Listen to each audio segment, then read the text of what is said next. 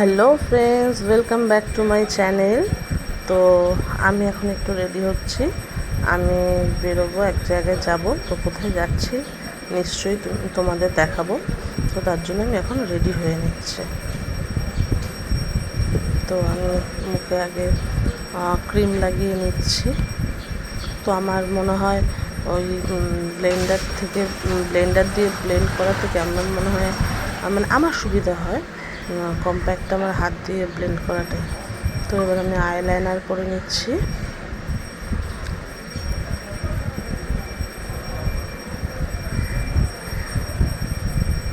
তো অনেক দিন পরেই আমি আবার ব্লগে ফিরে আসলাম। অনেক দিন ধরেই ব্লগ করা সেরকমভাবে হচ্ছিল না, ডেইলি ব্লগ। তো আজকে আবার একটু ডেইলি ব্লগ করছি। তো তাড়াতাড়ি রেডি হতে হবে, আবার বেরোবো। তো ওই জন্য তো আমি আগে মুখের মেকআপটা করে নিচ্ছি, করে নিয়ে তারপরে শাড়িটা পরবো। ওই জন্য আইলাইনারটা পরে নিচ্ছি। তো আইলাইনার করছিলাম আর আমার মাসি শাশুড়ির সঙ্গে একটু কথা বলছিলাম। ওদিকে মাসি শাশুড়িও রেডি হচ্ছিলেন, তাই আমি আইলাইনার করছিলাম আর মাসির সঙ্গে কথা বলছিলাম।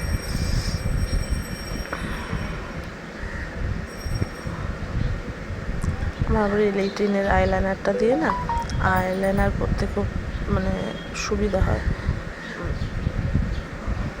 কারণ আমি তো আগে নিজে পড়তে পারতাম না, তাই এখন আস্তে আস্তে শিখে গেছি পড়তে পড়তে। তো এখন অসুবিধা হয় না, তবে এটাতে আমার সুবিধা হয় ইউজ করতে। একটু সরু তো বডিটা, যেটা ধরি, নাহলে খুব মুশকিল হয়। ঢাকনির মুখটা বেশি মোটা হলে আমার পক্ষে অসুবিধা হয়।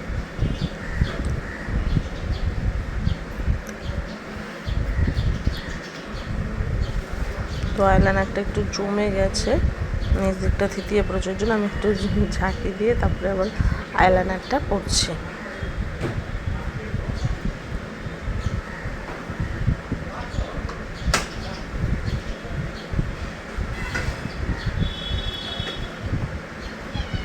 তো একটা চোখ হয়ে গেছিলো, আর একটা চোখ আবার আইলাইনার পরছি। বাইরে এদিকে বৃষ্টি হচ্ছে খুব। এই বৃষ্টির মধ্যে কোথাও যেতেও খুব বিরক্তিই লাগে, কিন্তু কিছু করার নেই, যেতে তো হবেই। তো মোটামুটি আমার আইলাইনার করা হয়ে গেছে, ওই আর কি, যা পারি করতে।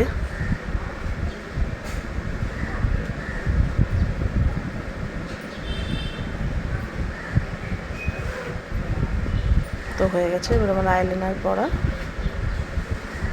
তো এবার আমি মাস্কারাটা পরে নেবো। অনেকদিন পরেই মাস্কারা পরছি, মাঝখানে মাস্কারাটা ইউজ করা হচ্ছিল না।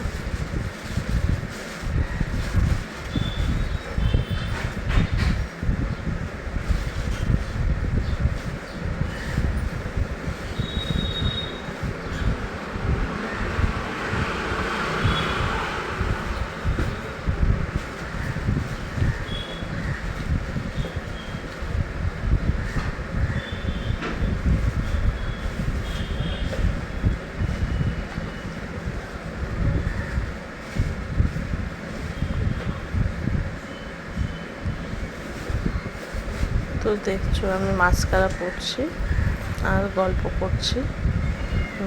আমার মামার মেয়ে এসছে, তো মামার মেয়ের সঙ্গে গল্প করছে আর মাস্কারা পরছি। তো আমার মাস্কারা পরা এখন হয়ে গেছে। তো এবার আবার তোমার একটু কথা বলছি, কি ব্যাপারে যেন একটা কথা বলছিলাম।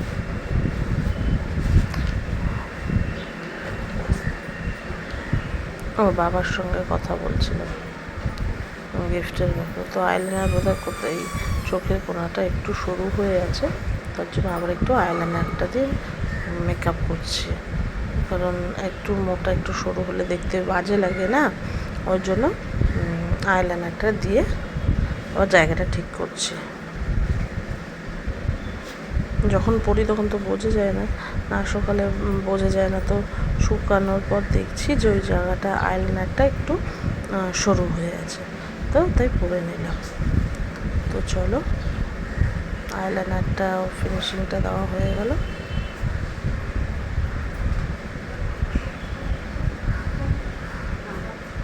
এবার তোমার পরবো আমি কাজল।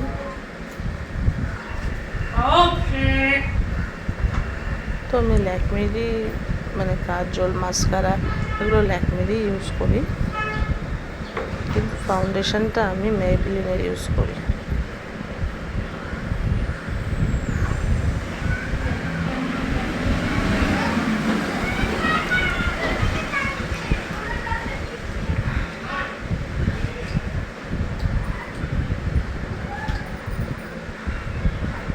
আমার আই মেকআপ মানে ওই একটু মাস্কারা, আইলাইনার আর কাজল, ব্যাস।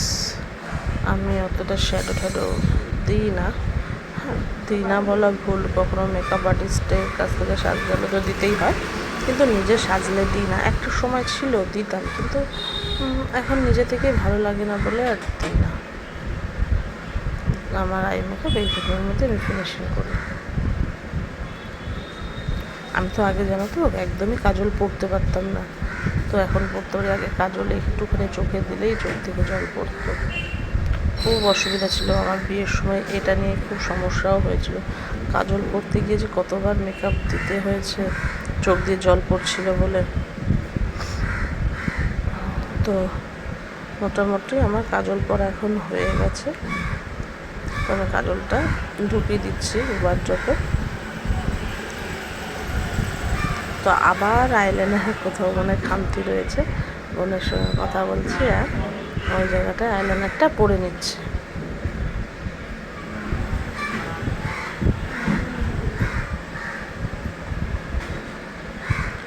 তো এবার আমরা চলো রেডি হয়ে রেডি হয়ে দেখা হচ্ছে। তো আমরা রেডি হয়ে এখন বেরিয়ে পড়েছি সবাই। তো আমি শাশুড়ি ওদের বললাম একটু দাঁড়াও, আমরা একটু ছবিটা তুলে নিই, তারপরে যাব, সবাই একসঙ্গে আসো। তো আমি আমার মেয়েকে আর আমার পাশের বাড়ির বাচ্চাটাকে ডাকছিলাম, এদিকে এদিকে ক্যামেরার সামনে আয়, আমরা সবাই ভিডিও করব। তো ওই জন্য সবাই চলে এসছে ক্যামেরার সামনে। তো আমার মেয়েকে বলেছি, আমার মেয়ে বলছে ভিডিও ভিডিও বলে এরকম করে হাত দেখাচ্ছে, ভিডিও বলে আবার একটু পোজ দিয়ে দিল। তো এবার আমরা যাচ্ছি, যার জন্য এতক্ষণ রেডি হলাম। তো চলো রেডি হয়ে বেরিয়ে পড়লাম। তো আমার বর যায়নি, ওর পায়ের সমস্যার জন্য, ওই ওঠা নামাতে একটু সমস্যা হয়। তো চলো আমরা চলে এসেছি। তো গেটটা দেখে কিছুটা তো তোমরা বুঝতেই পারছো। এইদিকে দেখো আমার মেয়ে ভয়ে যাবে না, ওখানে চার্লি চ্যাপলিন দাঁড়িয়ে আছে, ও চার্লি চ্যাপলিন ভীষণ ভয় পায়, সে মেয়েকে কিছুতেই নিয়ে যাওয়া যাচ্ছে না, বলছে না আমি যাব না, ভূতু ওটা ভূতু এরম বলছে। তো আমরা এই ঢুকছি, আসলে এটা একটা অন্নপ্রাশন বাড়ি, বার্থডে না, অন্নপ্রাশন বাড়ি। তোমাদের পাশের বাড়ির বাচ্চাটা আছে দীপায়ন, ওর অন্নপ্রাশন। তো আমরা সেই অন্নপ্রাশন বাড়িতেই যাচ্ছি। তো আমার মেয়ে তো কিছুতেই চার্লি চ্যাপলিন দেখে ঢুকবে না, বাধ্য হয়ে আমার শাশুড়ি কোলে নিয়ে নিল। ও যখন আমি আবার চার্লি চ্যাপলিনের সঙ্গে হাত মিলিয়ে নিলাম, তো যখনই চার্লি চ্যাপলিনকে দেখছে এত ভয় পাচ্ছে, এত ভয় পাচ্ছে সে বলার মতন না। তো চলো আলটিমেটলি যার জন্য আসা, তো সেখানেই চলে যাই। তো দেখতেই পাচ্ছ আমাদের মেন আকর্ষণ যিনি, সে এখন ঠাকুমার কোলে বসে খাচ্ছে, ওর আজকে অন্নপ্রাশন। আপনারা সবাই আশীর্বাদ করুন, বা তোমরা সবাই ওকে আশীর্বাদ করো, ও যাতে জীবনে অনেক বড় হয়, মানুষের মতো মানুষ হয়। তো আমি একটু বললাম আর খাচ্ছে বলে ওকে আর ডিস্টার্ব করবো না। তো পুজো দাঁড়িয়ে আছে সাদা বাচ্চাটার মা,